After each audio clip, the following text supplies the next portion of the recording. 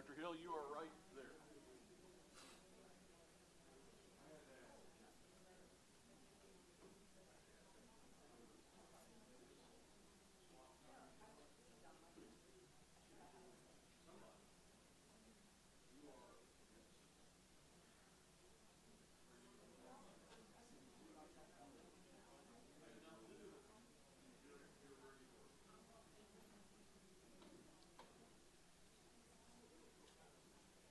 Chuck, how are you?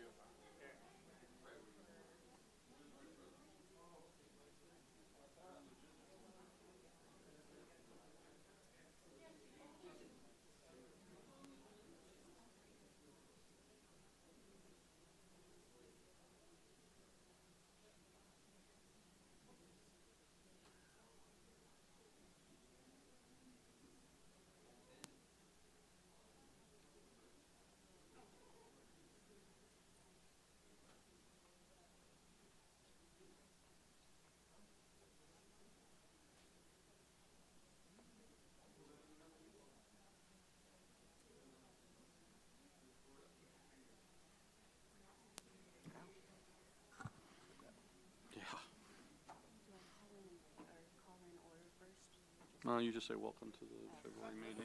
Sorry, I'm still learning.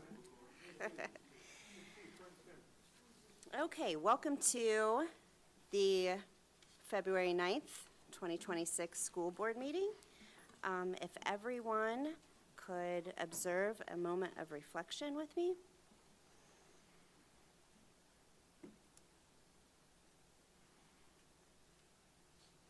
Okay, and if you'd like to, please join me for the Pledge of Allegiance.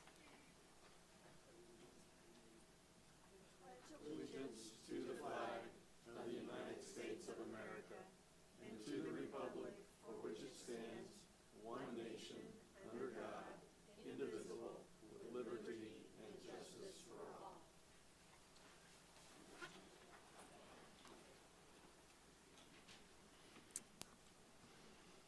Okay, guidelines for public comment, Dr. Hill. Thank you. Guidelines for public comments for Anderson Community School Board meetings. Meetings of the Anderson Community School Board of Trustees are open to the public in accordance with the Indiana Open Door Law. Prior to the board members of the public can sign up to provide public comment. During the public comment portion of the meeting, the board president will call individuals signing up to the podium one at a time to speak. Speakers will be asked to state their names, addresses for the record prior to their sharing their comments. Generally, each speaker should not exceed 5 minutes to address the board and cannot give away their minutes to anyone else. Public comments should be directed at the board and not at individual board members. Shouting, loud statements, threats, name-calling, offensive language, or other improper conduct is not permitted. An employee speaking on matters involving his or her own individual employment matters will be reminded that ACS has agreements and/or a complaint procedure which they have been designated and established to address those issues. Those processes provide a more thorough opportunity and greater time allocation, in which the board members are involved as a step in those processes. Comments concerning an individual employee's employment will be deferred to those processes. When appropriate, the board member will refer questions to the superintendent. Some concerns may be addressed at that time. However, others may require further research to ensure information provided is both accurate and complete. In those instances, the board or a board member of the administration they designate will follow up with the individual sharing public comments to ensure their question or concern is properly addressed. Okay, I officially call this meeting to order. Thank you, Madam President. Board, in your packet and in your mailings, you received the agenda for tonight's meeting. I ask that you approve that agenda as is with no additions. Okay, on the approval of this evening's meeting agenda, I call for a motion to approve. Move to approve. Okay, is there a second? Second. Any questions or comments from the board? Okay, all of those in favor, say aye. Aye. Those who oppose, say nay. Okay. Thank you, Board. Also, in your mailing and in your package, you received the minutes of the January 12, 2026 board meeting. I ask that you approve those. Okay, on the approval of the board meeting minutes for January 12th, 2026, I call for a motion to approve. I make a motion to approve. Second. Okay. All of those in favor, say aye. Aye. Aye. Okay, those who oppose, say nay. Okay, Thank you. Under superintendent's comments, I just have a couple of things this evening. First, I'm going to call up Mr. Brad Meadows to the lectern there, and he's going to talk a little bit about our Ivy Tech Spanish language partnership. So, Mr. Meadows? Thank you, Dr. Kronk. Unfortunately, our friends at Ivy Tech were not able to make it here this evening, so you get me. But I am excited to talk to you guys about a really exciting partnership that we started with Ivy Tech last year. Before I do want to acknowledge a couple individuals at Ivy Tech. Brooke LeMay and Jesse Brewster both have been excellent to work with in terms of forming this partnership. So last year we had several teachers and staff members share that they had a desire to better learn Spanish, to communicate not just with their students but their families. And this was also a need that was identified through our strategic planning process. And one of our objectives in the strategic plan is to ensure equitable access to information by providing native language materials and interpreters. And those are things that we've done over the last few years. But we also wanted to find another opportunity to provide Spanish language education for our teachers and staff. So in my research, about a year and a half ago, I saw where Ivy Tech had partnered with the Indiana Supreme Court to develop a course specifically designed for court staff to better learn conversational Spanish. So it's not a college level course in the traditional sense where it's for college credit, but it's intended just to provide better resources and the ability to communicate on a day-to-day basis. So given our great partnership with Ivy Tech, I reached out to Ivy Tech to see if this is something we might be able to do here in Anderson for our teachers and staff. So last January, we introduced the Spanish for School Staff course. This is a free course for our staff to take. We had 100 staff members sign up for this course, so many that we had to have 2 sections of 50 teachers and staff each. In addition to it being free, teachers could also get up to 18 professional growth points. So again, that was the first time we offered it, this time last year. So heading into this school year, we did receive some feedback from our participants, and I know Mr. Harrison was one of those participants, as well as maybe others that are here or watching at home. So some improvements we wanted to make to the program. First, we wanted to offer a level 1 and a level 2 course. So when we offered it the first time, it was kind of a one-size-fits-all, which we realized that people have different experience with Spanish. Some of them took it in high school many, many years ago. Others are speaking it on a daily basis. So we wanted to offer a level 1 and a level 2 course. We reduced the time from 12 weeks to 8 weeks. We thought that timeline was a little bit better for teachers and staff. We provided a physical textbook. So last year, it's an online course. We did have some online materials, but we felt a physical textbook was something that was important. And then we also created an online resource page. So we knew that there's a lot of folks in the district that did want to improve their Spanish speaking, but didn't have the ability to commit to a course. So we wanted to create a resource page, and our friends at Ivy Tech assisted us with that. So there's a picture of the textbook. This was what was used in level 1 that was held in the fall, and it's also going to be used for the level 2 course in the spring, which is starting next week. And so even though there's a level 1 and a level 2, even the level 2 course is still an introductory course, so it really is supposed to build on what was done in level 1. There's a screenshot of the resource page.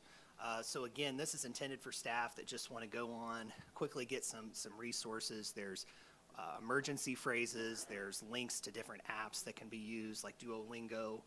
They're all free and accessible for anyone to use. Looking ahead, so again, our level 2 course begins on February 17th. So we have staff that still, if they want to sign up, they have time to do so. After the course is over, we'll again send out that survey to make sure we're hitting the mark with this, to get their feedback. One of the things that we're hoping to do, if there's enough interest, we've offered it online only, is to offer an in-person option, of course, after school hours. But again, that will all come out in the survey. So again, I just want to thank our partners at Ivy Tech for their support. I want to thank our teachers and staff for taking time to learn Spanish to better communicate with their students and families. Mr. Meadows, if somebody their Spanish language skills are decent and they just wanted to sign up for the level 2 class without having signed up for the level 1, is that possible? Yes, they absolutely can. And so anyone that took level 1 and wants to continue on with level 2, they can do that. Or if anyone has a basic understanding of Spanish, level 2 would be the way to go. Okay, thank you. Thank you. Thank you, Mr. Meadows.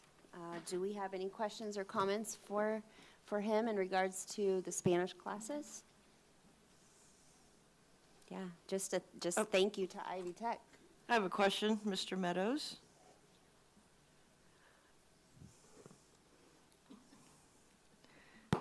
Yes. Gracias por estar esto. Number 2, are there courses still open and available if people want to sign up?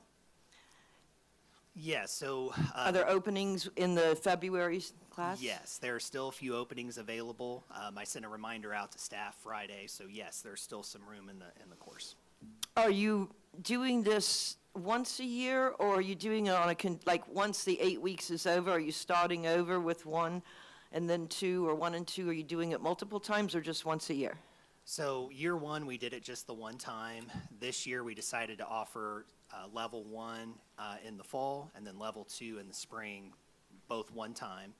And then, like I said, we're going to survey the staff and those that participated to see what the best offering is for next school year. So it may be multiple times of level 1. It may be a combination of online and in person.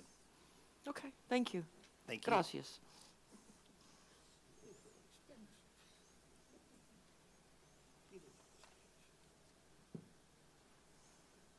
All right, I will stand here for my comments because I have a PowerPoint presentation. Tonight, I'm going to talk about ADM and mobility.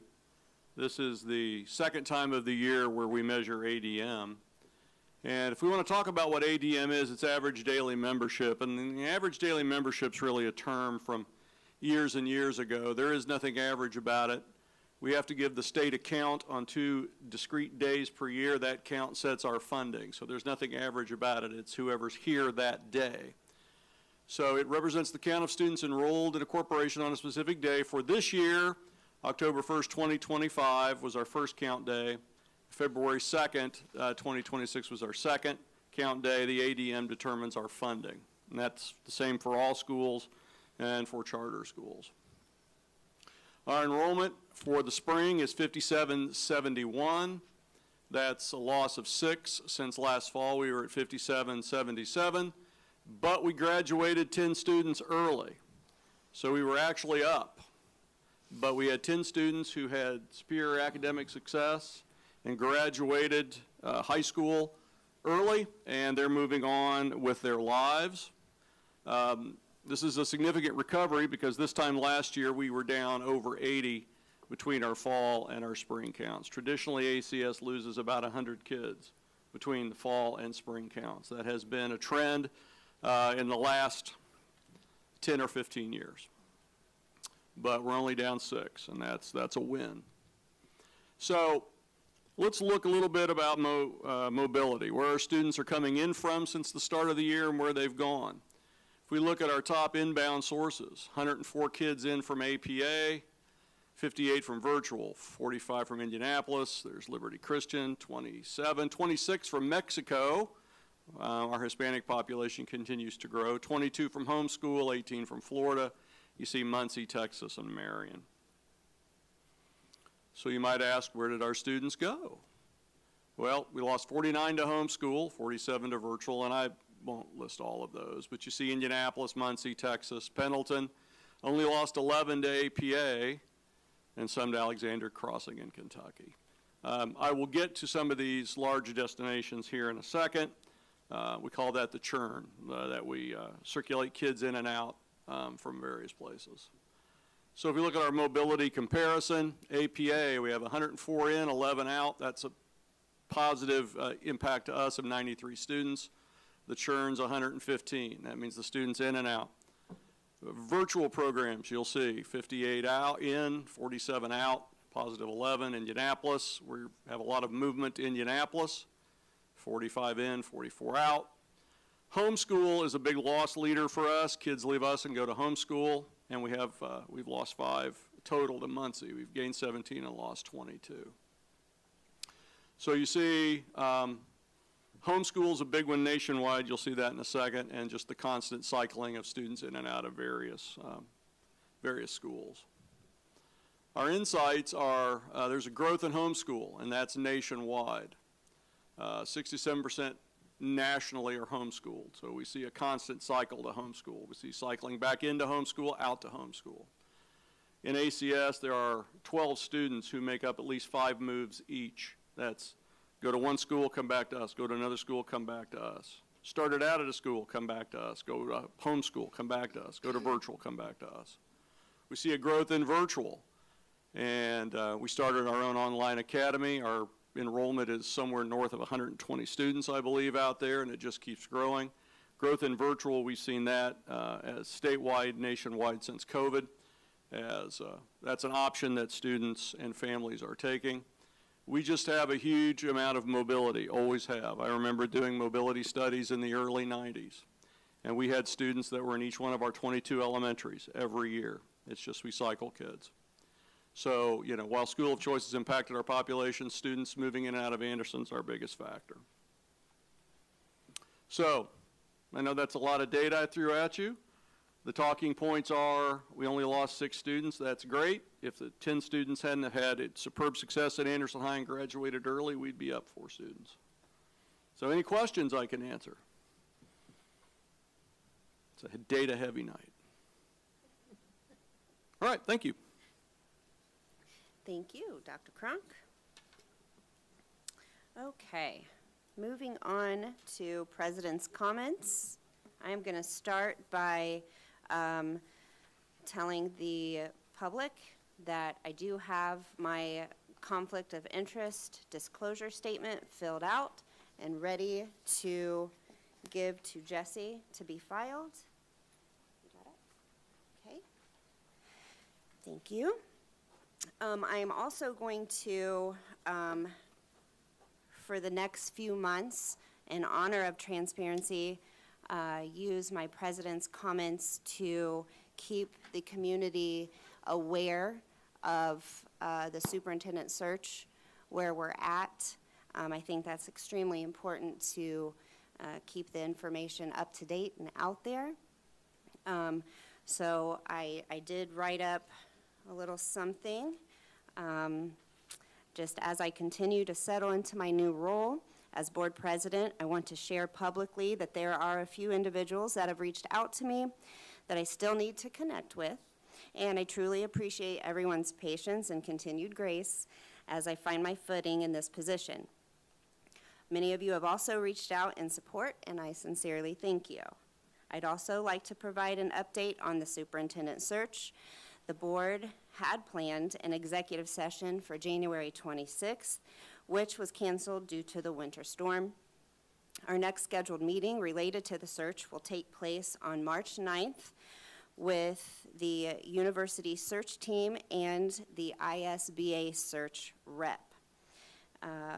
Then we will share our thoughts with each of those men. Please know that it is very important to us to involve our community in this process from the beginning. I will continue to share information, and so will we as a board as we move forward. So if anyone has any questions, comments, concerns, please email me or another board member so it can come to us and we can get those questions answered. Okay, let's see.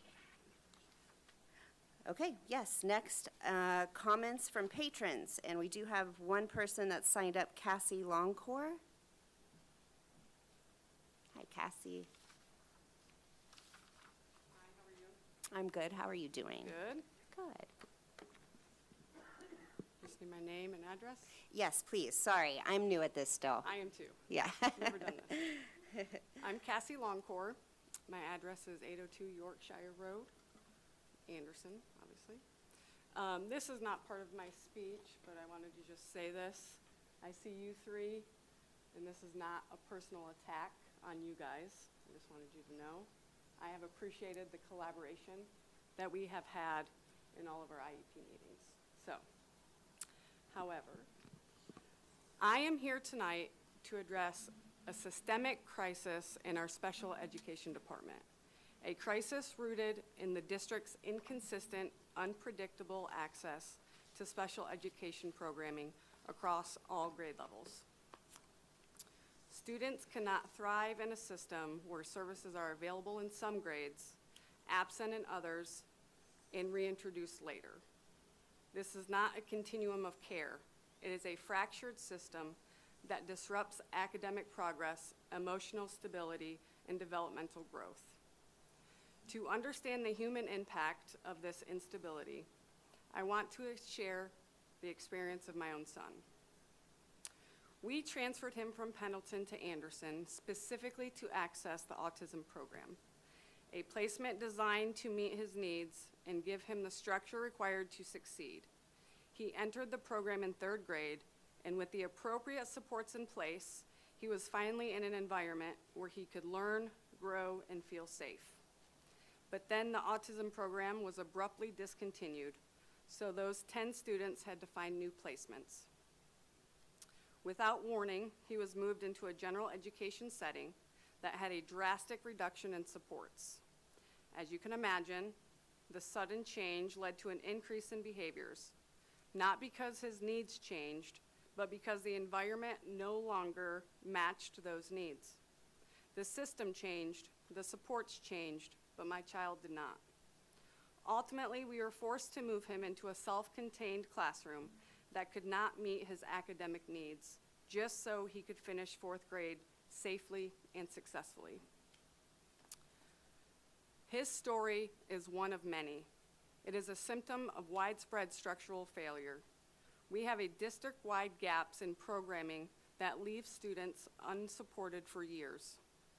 In our ASD programming, supports exist in kindergarten through 2nd grade, and then again in 7th through 8th, but not 3rd through 6th or 9th through 12th.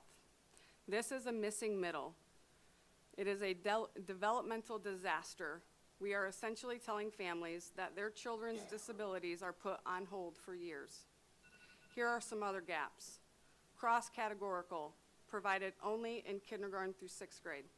Intense intervention, provided only in kindergarten through 8th grade. Functional skills is the only program that is offered K through 12. This is not an administrative oversight. It is a structural barrier that disrupts learning, erodes trust, and places students at risk year after year. Tonight, I'm asking the board to take the following steps. 1, audit program access and placement changes. Evaluate how many students have undergone placement changes and determine whether these shifts reflect students' need or program gaps. Excuse me. Yeah. Would you, I'm sorry to interrupt you, would you go back to the steps and repeat those a little slower, starting with 1, that you'd like us to do? Yep, I was only at 1, but I will start again. Thank you. Yep, audit program access and placement changes. So evaluate how many students have undergone placement changes and determine whether these shifts reflect student needs or programming gaps. So like my son, for instance, he got a new placement because the autism program was no longer offered. Number 2, invest in training and supports. Expand training to paraeducators who have direct contact with students to support teachers and help keep students regulated, supported, and able to learn. And 3, create a continuum of services across all grade levels. End the gaps of services that currently exist. Cross-CAT should go beyond 6th grade.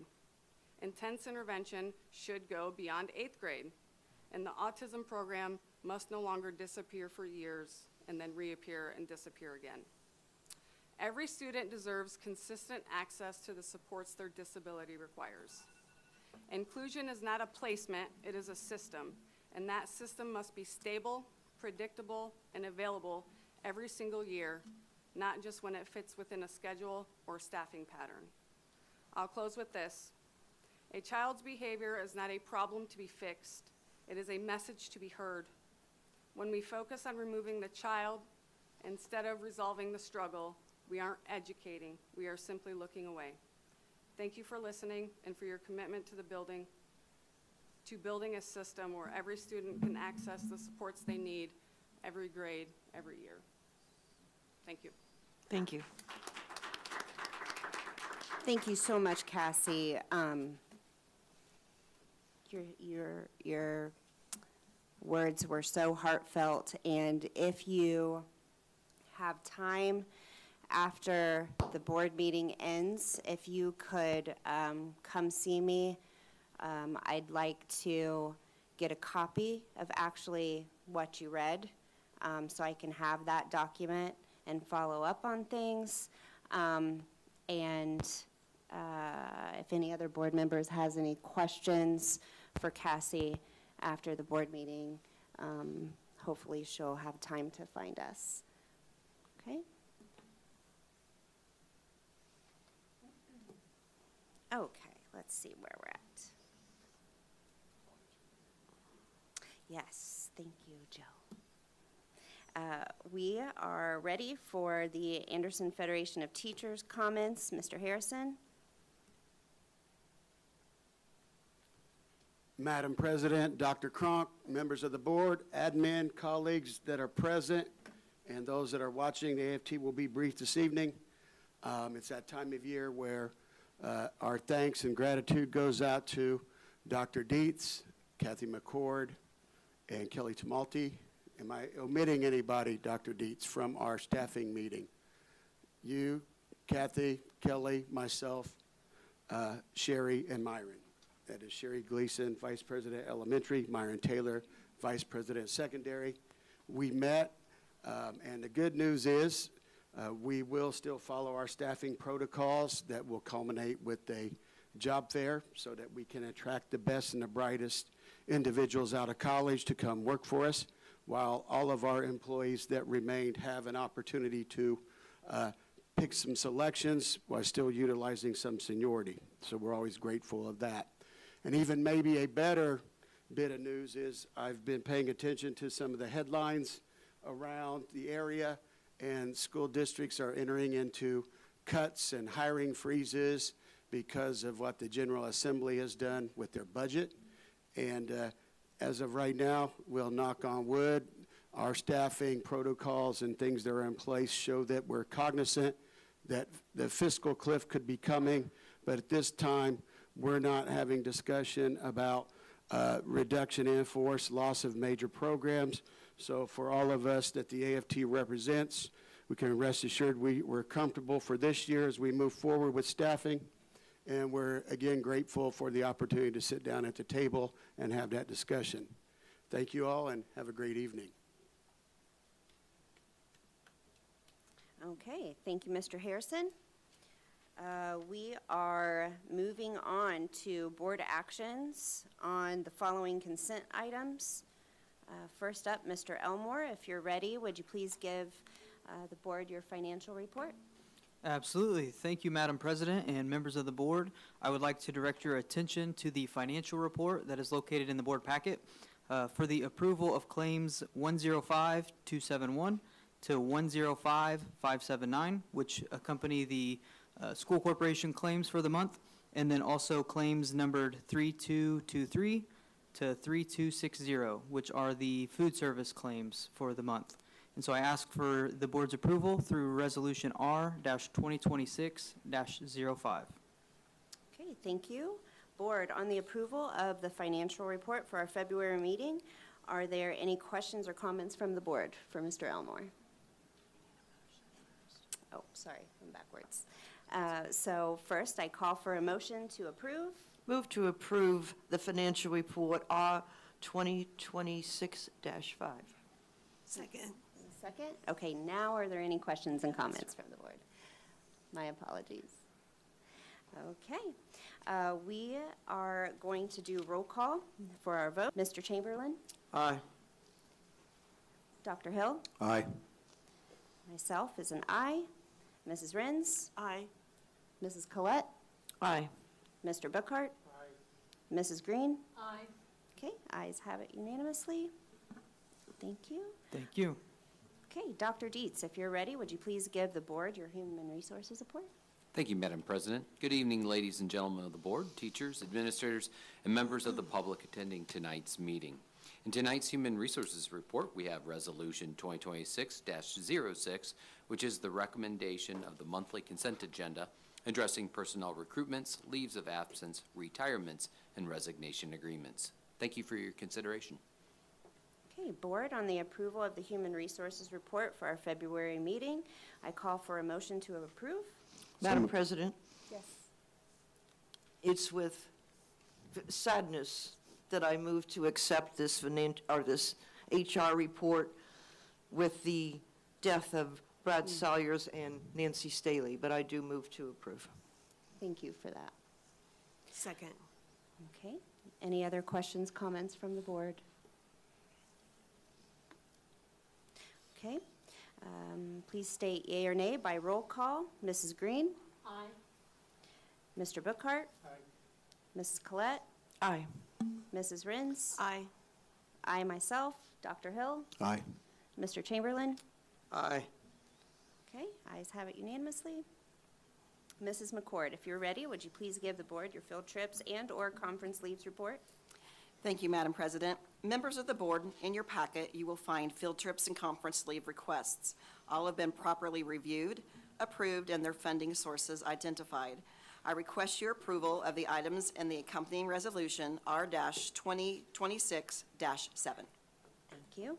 Board, on the approval of the field trips and/or conference leaves report for our February meeting, I call for a motion to approve. Motion to approve. Is there a second? Second. Okay. By roll call, Mr. Chamberlain? Aye. Dr. Hill? Aye. Myself, aye. Mrs. Rins? Aye. Mrs. Collette? Aye. Mr. Bookhart? Mrs. Green? Aye. Okay, ayes have it unanimously. All right, and last of the consent items is Mrs. Webb, the principal of Edgewood Elementary. We're asking that she let us know about the Phi Beta Sigma Fraternities Adopt a School program, and then once she's done, we'll take a vote. I think the main thing was, how did our relationship start? And it started because we know each other, and we talked about having a mentoring program for all of our students. But they have a presentation that'll probably help you understand a little bit better. So I'll let them introduce themselves. Thank you. Good evening, Madam President, Dr. Crunk, the board and administrative and staff and people present. My name is Danny McGee with Phi Beta Sigma Fraternity Incorporated, and I have here with me. My name is Timothy Edwards. I'm from Kappa Theta Sigma, which is a chapter out of Terre Haute, Indiana. And we're here coming to ask and request that we get permission from the board to bring in Adopt a School program. As you can see, our motto is Culture for Service, Service for Humanity, and this is something that we have done nationally because I'm a member of Phi Beta Sigma and I live here in Anderson, and of course, I used to be on the school board. I attended Anderson Community Schools. I felt that this is a great place for us to implement into Anderson, something positive for all people and men to come together. We decided to select Edgewood Elementary as Ms. Webb here. I've known her for years, and we've kicked this around for a bunch of years, and so I finally said, when can we do it? So tonight, that's why we're here. We're going to present to you a presentation that we have. All right, Phi Beta Sigma Fraternity is an international brotherhood with over 150,000 professional members. We were founded on January 9, 1914 at Howard University, located in Washington, D.C. Our honorable founders are A. Langston Taylor, Charles Brown, and Leonard F. Morris. And our core principles are scholarships, brotherhood, and service. All right, these are our chapter members. Our president now is Keelan Daniels. He's present, but he had to work tonight. So I am the Director of Education, Timothy Edwards, so that's my appointment for my chapter. Bigger and Better, these are the programs and initiatives that we have. Bigger and Better Business, Education, Social Action, and the Sigma Beta Club. And with the education, we do fundraising for scholarship presentations. We just presented 3 scholarships last year and 2 the year before, 500 each, to some college students. Advocacy for increased educational opportunities, and of course, Adopt a School. Here's the background to the Adopt a School. 2014, President Barack Obama signed a presidential memorandum establishing My Brother's Keeper Task Force. And Phi Beta Sigma answered the call and introduced I Am My Brother's Keeper. Through this program, the fraternity adopted a 10-point agenda to address issues impacting men of color in our communities. The purpose of this MOU memorializes a collaboration between the chapter and the Adopt a School with the goal to help close the academic and achievement gaps that currently exist in our educational program. And Kappa Theta Sigma chapter in Edgewood Elementary shall adhere to all federal, state, and school district rules and regulations regarding participation pursuant to this MOU. To accomplish the above reference, Kappa Theta Sigma will undertake the following activities. Meet with administrator, designated teachers, and students at Edgewood Elementary School.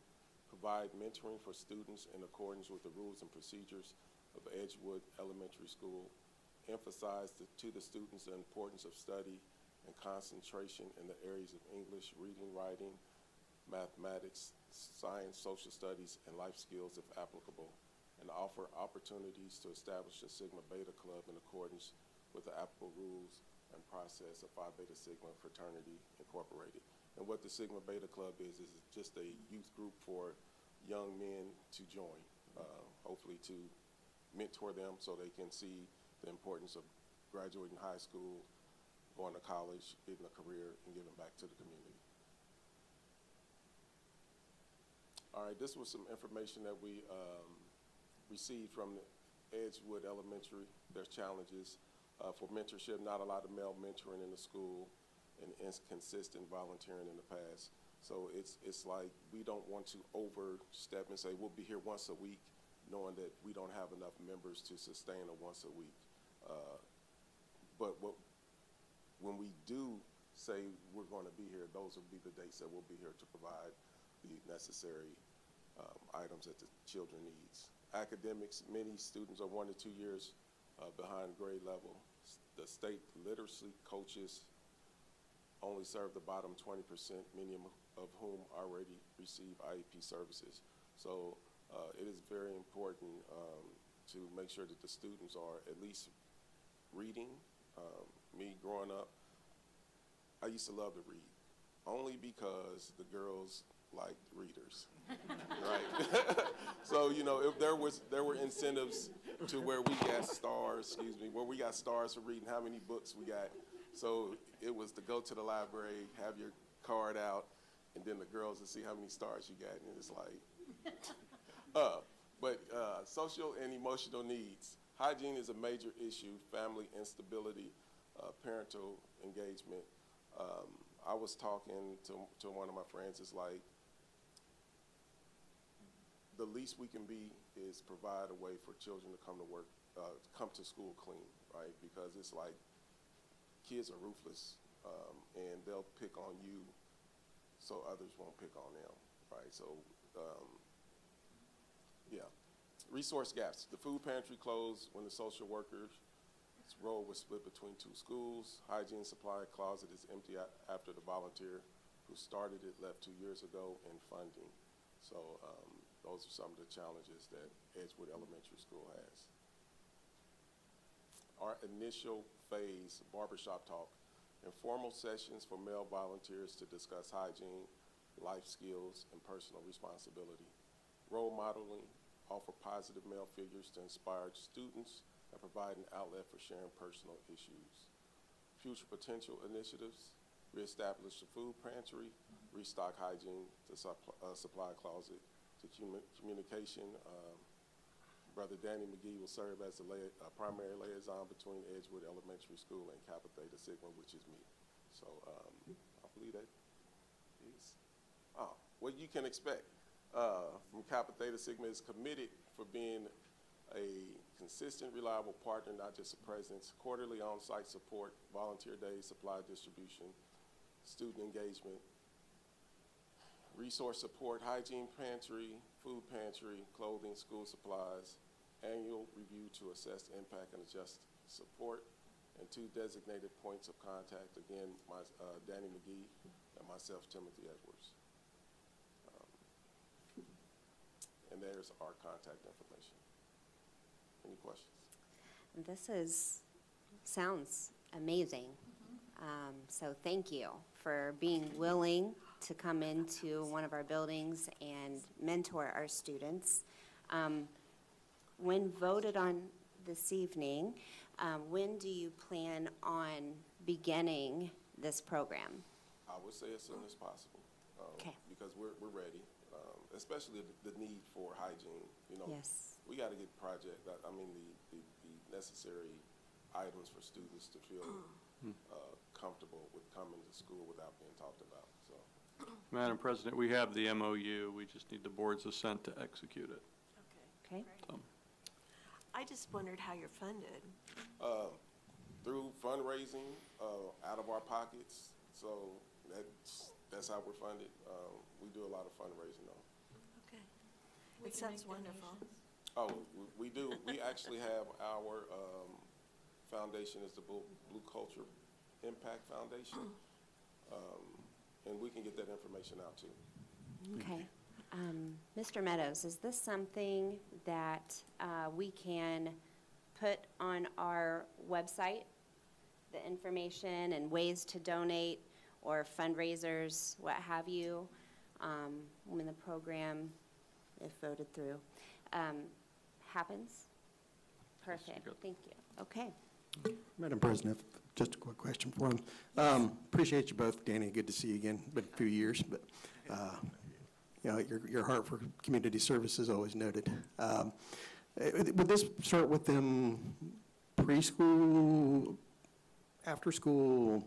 You know, are you trying to work the program in through the day into working with the teachers and administrators out there? Yeah, sure. We have several programs that are before school. So more than likely it would be after school. Because we have a couple people that come in during the day, like United Way Readers. We also have the church. They come on Wednesdays. So we have a couple of other groups that are already going. And Mr. Russell has All Pro Dads in the morning. And we have a Bible club too. So we kind of got to do it after school. That's when it'll be. And most of the time, we have enough parents that understand they need these people. So they'll bring them and they'll pick them up. We're not worried about that part. We just want to make sure we can do it. Sure. Thank you. And I just wanted to say, I'm in Edgewood School every week, and I've grown to really appreciate and love Edgewood School. And the hallways are, they're quiet and orderly, and everything seems to be working like a well-oiled machine from the outside looking in. So I appreciate that. But yeah, I would love to see something like this happen. Well, you can always come into classrooms at our building. Some of the teachers might not agree, but I can always ask if you want to visit. Just let us know. Perfect. Thank you. Any other questions or comments from the board? Well, I just love that you're doing this. Thank you so much. Mr. McGee, it'll be a pleasure to work with you on another board. So, thank you. Please, either reach out to me personally or reach out to the board and let us know how we can support you, how we can support the principal and everyone who is involved in this, because this is what changes lives. This is what matters. This is when people care and when they show up and they do things.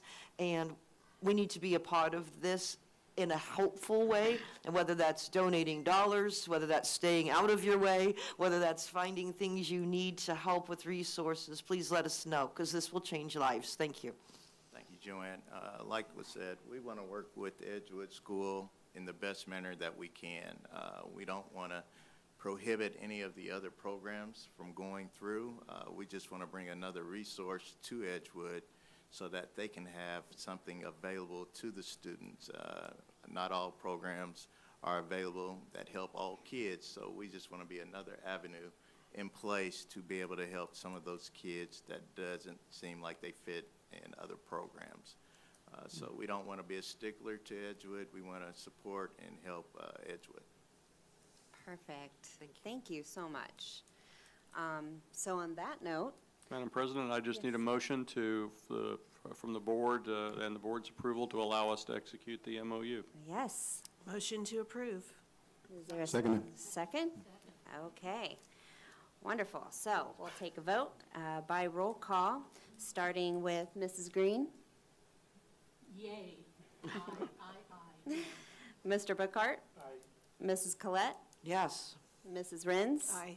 I myself, Dr. Hill? Aye. Mr. Chamberlain? Aye. Perfect. Very good, thank you. Thank you, board. Chuck, is this all right? All right. Okay, moving on, last but not least, we have kind of reconfigured our board agenda, and instead of having old business and new business, I have asked that we have other business before the board. It kind of broadens the spectrum.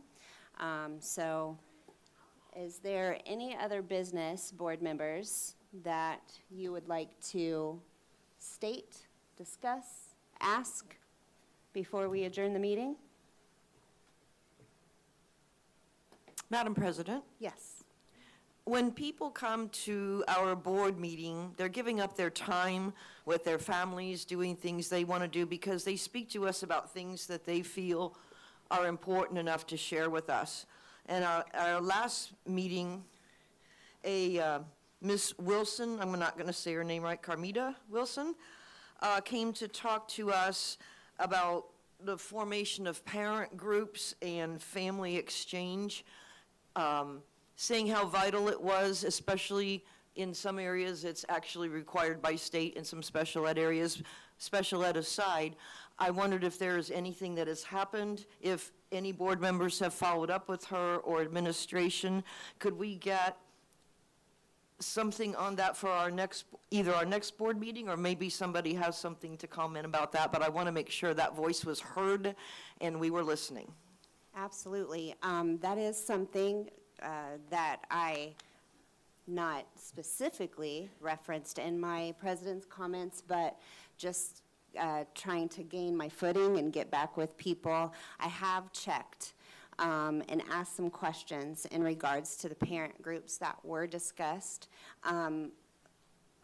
Correct me if I'm wrong, we do have those, but I'm waiting for specifics. I did check with Mrs. Storm, and she did confirm that we do have a parent advisory group for Title I, but I don't have any specific names yet, and that's what I'm waiting to have. So I should be able to have something to you by the next board meeting. Okay, perfect. So yes, if we're in agreement, board, we would like members' names and what the involvement or what the parent groups do. Is there anything else that we would like to give to Dr. Cronk? Yeah, I would like to see parent groups and family engagement more than just Title I. I'd like to see every school have some sort of organized, if it's possible, parent initiative. How are we, I know we do a great job, and kudos to Brad, I can't see you for the podium, but over there, does a great job pushing information out, and sometimes it's hard for us to get it back. And parent groups do a great job of that. They can tend to be pretty vocal if they're involved in their school. And so I don't know if, other than Title I, if there was any formal plan to put together to have parent groups or family engagements at other schools. But I'd like to see that. We did not explore any other groups because Mrs. Wilson was talking specifically about Title I, but we have a principals meeting this week, so we will talk to them about PTA organizations and see who has what, and I'll have that for you next meeting as well. Thank you. Okay, any other questions, comments, or concerns? Okay, meeting adjourned.